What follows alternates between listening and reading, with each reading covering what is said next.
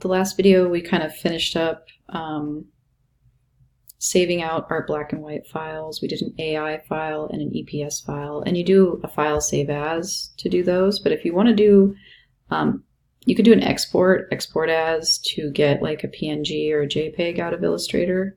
So just letting you guys know that those are options. I think you can even save out a PSD, which is weird.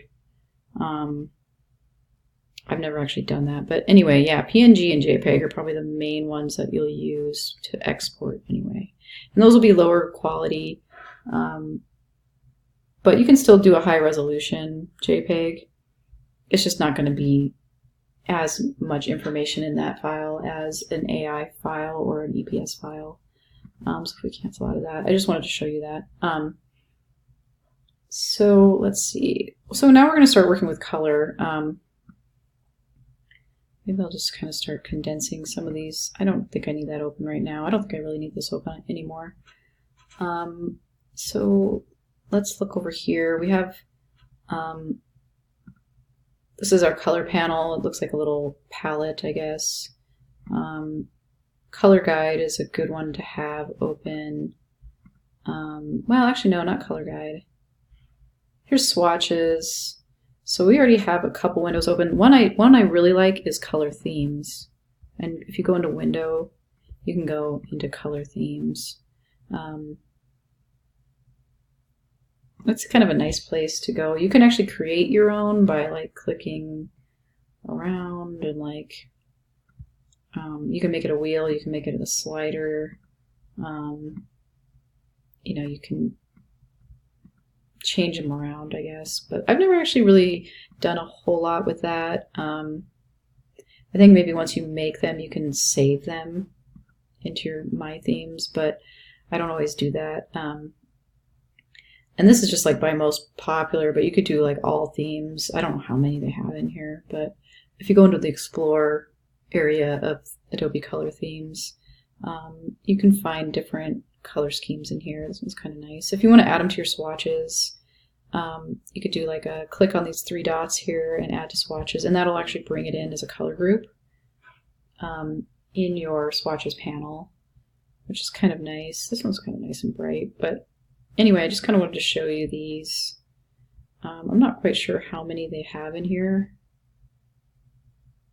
And it's kind of looking like they have quite a few.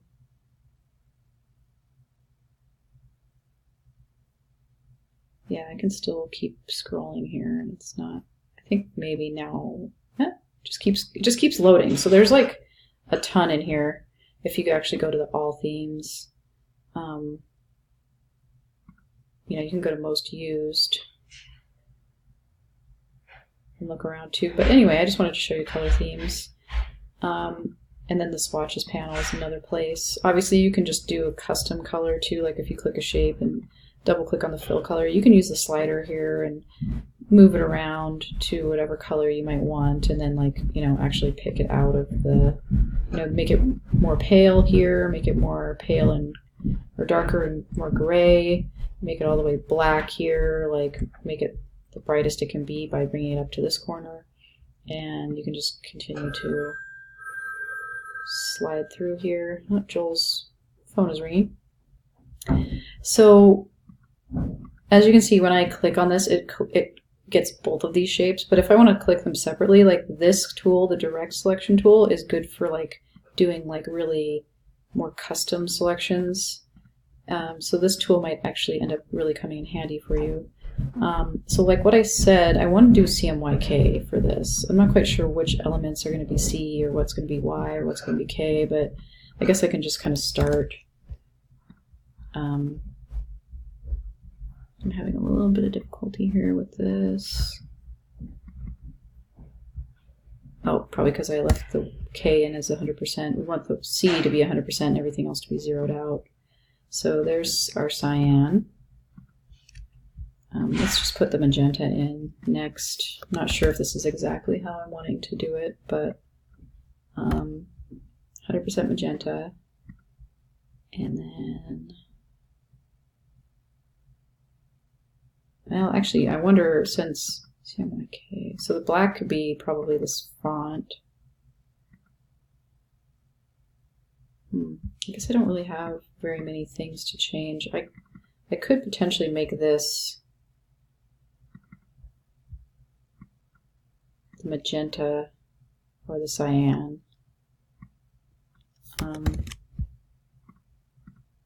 Oops, did that work? I did the same thing again. I need to take out the...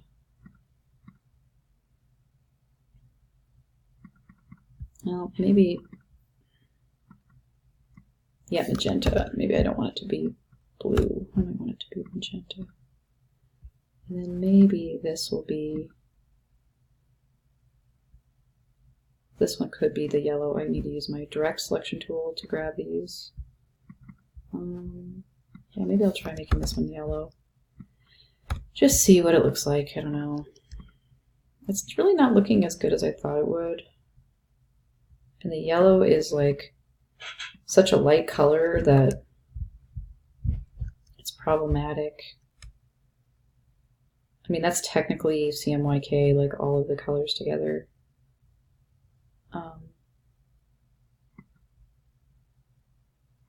Yeah, I'm just not sure.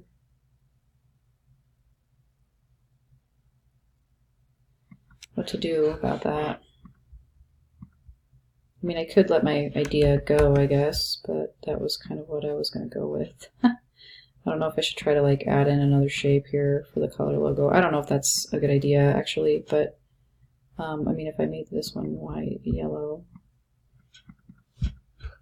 even if I just tried this, I didn't mean to do that. The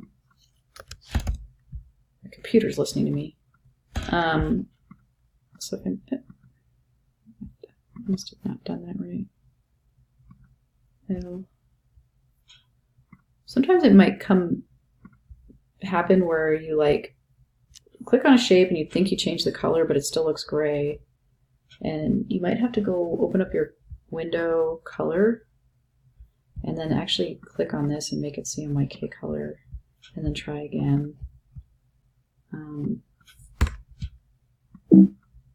Yellow. I wanted to make this 100% and tab 0.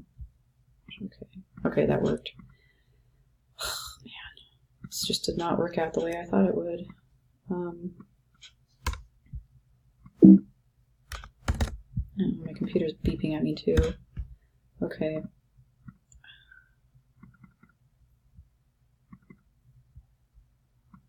Let's just make this black. I don't think this text looks good unless it's just black. I don't really want to create too many issues there. So maybe adding this extra shape in is not the best idea, but it might not be a terrible idea either. I don't know. Not quite sure what to do about that. I was pretty stuck on having CMYK be the color scheme for this. So I got to make it work, maybe, or try to make it work. Maybe I can just add a stroke to the top box, just the top box, instead of having that white stroke around it. Maybe if we just made the stroke yellow. Here's my stroke. Maybe I'll make it a little thicker. Not that thick. Maybe 1.5. Maybe even 1.25. I don't know. That's looking pretty good. There is still kind of a white. Let's see, maybe 1. How big was white? 1.5. See, I'm having a little bit of a weird thing happen here. I wonder. Okay. Why is this not? I want more options. Show options. So I think what I want is this to be on the outside. See, if you change this around, it will. So you can see the path, and when you add a stroke to it, it will put it just on the outside of the path. This one is on the inside of the path, and this one is like right smack dab on either side of the path. What I want is for it to be on the outside of the path. So if I make it like 1.25 again, push and return, that is pretty much right on. It covers up all that white that we had there. I think that that's going to work probably the best for the color version. Anyway, for some reason I'm really wanting to bring it in now on the colored one. But anyway, that's the colored one, I think. I mean, I'm not blown away by this logo, but honestly, I was like struggling pretty hard coming up with any kind of an idea for it. I mean, I was like, well, I could do, you know, like a pen, because if you look up graphic design logos, it's like, oh, there's a pen or a paintbrush or stuff like that, and I just feel like it's kind of a little bit cliche. I mean, this one's a pen. It's a nice-ish logo, but it's just, she's got a lot of colors in there too, which is a little bit much. And then here's a pencil. This one's kind of nice because it has like the shape, and then, you know, this one obviously has a pencil. This one has a pencil. This one has a pencil. Like, a lot of these aren't really even actually logos. Some of them are just kind of not people's actually their real logo. Some of these are more elegant looking, but yeah, like, I mean, I tried to do a little bit of like, I probably could have done more, but I'm kind of hitting up against a time restraint here. But anyway, this is kind of what I came up with. I thought, well, I'll just try to keep it really classic and simple. Oops. So I guess I don't really need to keep this off to the side anymore because I decided not to go with this. I don't like these fonts as much as the one I chose, so I'm just going to delete that, clean that up a little bit. We could even grab this and make it fill up the... I mean, it's totally not completely necessary, but grab this and make it... Oh, and look, I think I probably may have saved over my black file. So, also when I size this up, I think something happened to this blue shape. I need to make my stroke a little bit bigger, maybe. Oh, and my little, yeah, there's another thing that happened. This little thing ended up getting lost, which is a problem, which I can actually show you how to remedy that. I'll show you how everything's grouped together, so I'm going to ungroup. You can go Object, Ungroup here. I just did the shortcut keyboard command or whatever. Oops. So I'm just going to grab this shape. Oops, dang it. I'm trying to grab my little ellipse here. It's all one piece though, so it's kind of Object. Okay, it supposedly is not ungroup. It's all ungroup now, but it won't let me select the shape for some reason.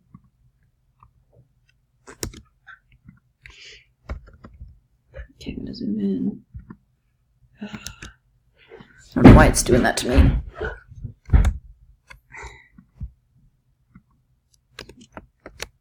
Object, group, object, ungroup. So I should be able to select this. Okay, maybe now it's working. I'm not sure what the heck was going on there, but I was having a hard time selecting that and moving it. So once you have your fonts all organized the way you want them to be, I would say the best thing for you to do is to outline your fonts. So Object, or Type, create outlines, and now they're all outlined. And so once I do that, I can actually punch out this shape from this shape using the Pathfinder tool. And so I'm going to go ahead and do that. Punch that out. So now that's fixed permanently. And then I'll just do a file save as, an AI file. I'll do that one first, and then I'll make it color, save. Okay. And then do a file, save as, EPS. Same file name, save.